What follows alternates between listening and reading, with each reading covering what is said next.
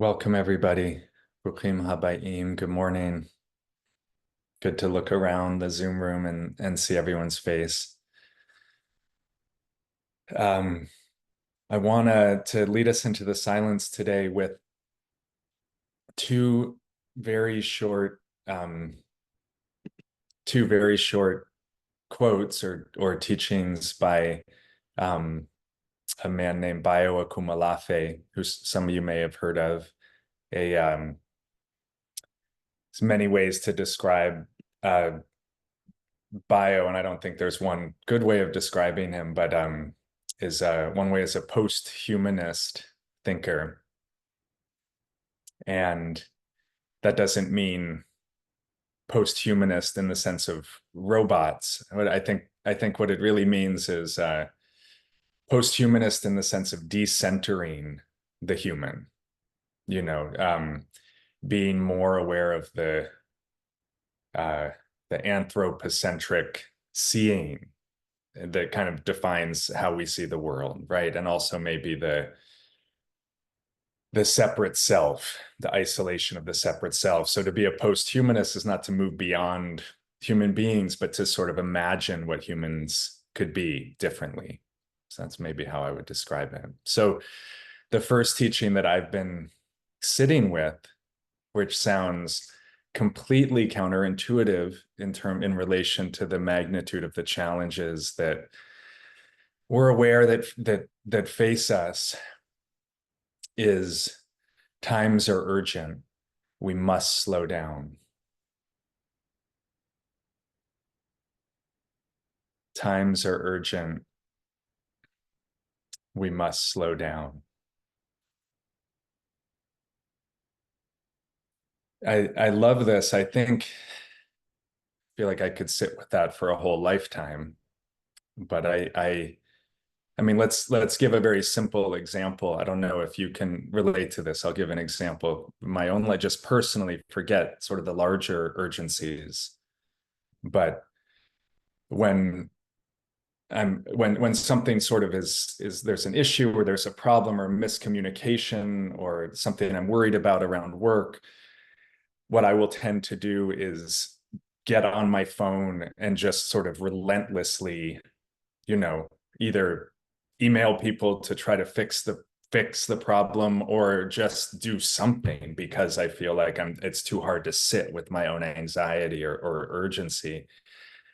And then it compounds, always compounds the bad feeling and usually compounds the actual problem. But I think whether we're thinking of it personally or collectively, there's this sense that if we respond to the urgency that we feel in our world, in our country, in our own lives, with the same mind that sort of created the problems that are what the urgency represents, we're gonna replicate it somehow, right? We're not, if we're tackling it with the same mind, if we're speeding up in the same way that we sped up that created the problems that we're currently sitting with, it's not really going to bring resolution or healing. So this sense, times are urgent, we must slow down, it can literally be a reminder to just slow down. But it's also even more than that. I think it's an invitation to look at how we respond to urgency and how we sort of replicate problems and issues by responding again with the same mind that created the problems in the first place. So it's this time of Elul, right? This time of getting ready for Rosh Hashanah, is to not just look at what are the issues in our lives that need turning towards, but it's also an invitation to look at the how. How have these issues been created? What is my way? What is each of our way of knowing or seeing that maybe has contributed to the crises that we face?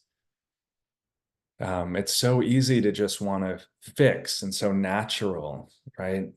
So it's good to look at that impulse, which I think is a holy impulse. It's an impulse towards tikkun, towards wanting to fix or to heal or to help. But it's a reminder, even more so, we need to slow down. Times are urgent. We must slow down.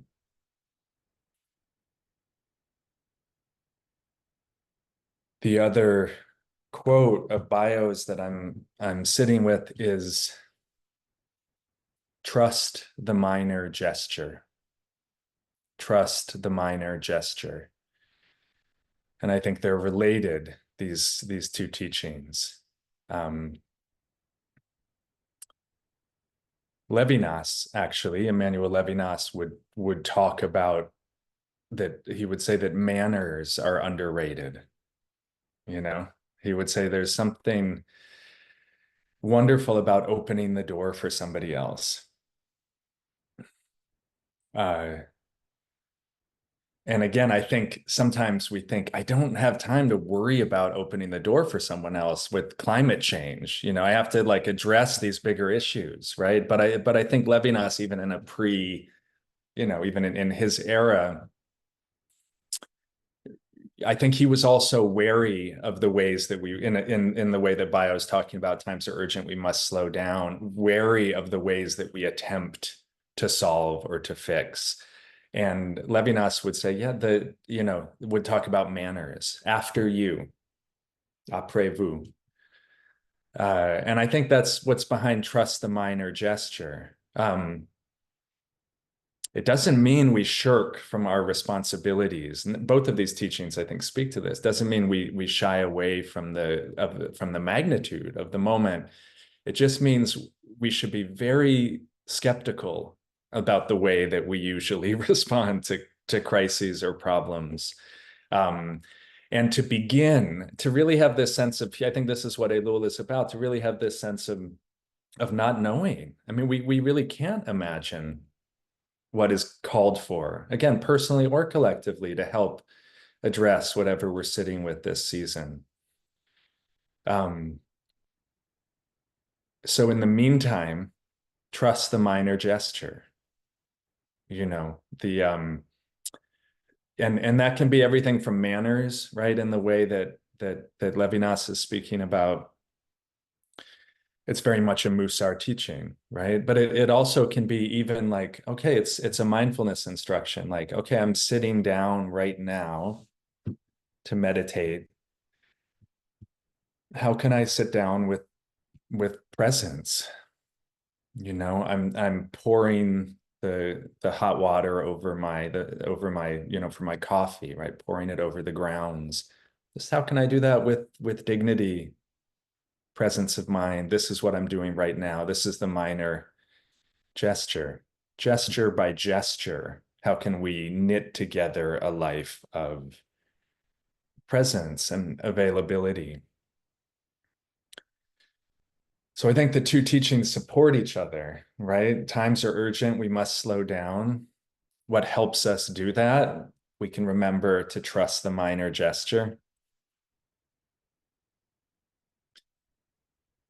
And what does it mean to trust the minor gesture? It's sort of placing faith in, if we slow down, we'll be able to see better. We'll really be able to see things more. And that's again, the in some ways, the point of this meditation practice.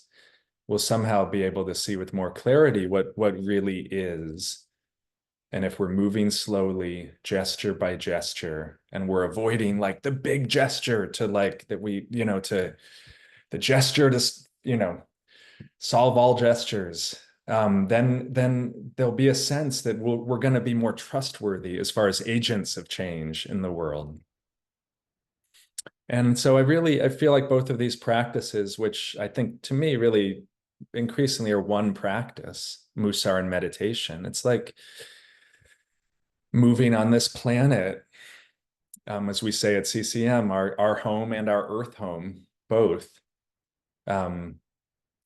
with an intention to be gentle, to see as clearly as we're able to see, to move slow, to notice what it is in our lives that makes us more available to each other, to notice what it is in our lives that makes us like trust the fruit of your experience from the past. Like, what is it that helps us respond with clarity and compassion moment to moment to ourselves and to others?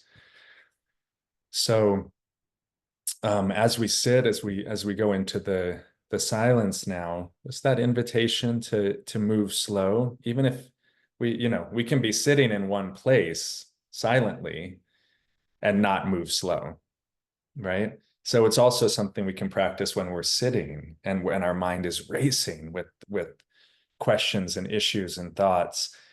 We can remember, I think it was Deepa Ma, the teacher who used to um, in Jack Kornfield's sort of school of Buddhism, but would come around when her students were meditating and just place her hands on their head and say, shh.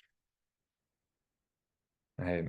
Just a lovely thought. So imagine Deepa Ma, imagine someone coming up behind you and just putting their hands on your head and saying, shh, just gently, not in a shaming, not a shush, just a shh, gentle shh. Um, so we can slow down when we sit also. And we can trust the minor gesture. Choosing to be here together to sit is is a minor gesture, this choice, this moment, and it contains many minor gestures. How we adjust ourselves physically when we sit, how we straighten up here, or what is, like all the minor gestures just in the next 15 minutes that await us. Um, so I'll put I see in the chat, I'll put Bio's name at the end of the sit into the chat. So good to be together. Let's sit for about 15 minutes.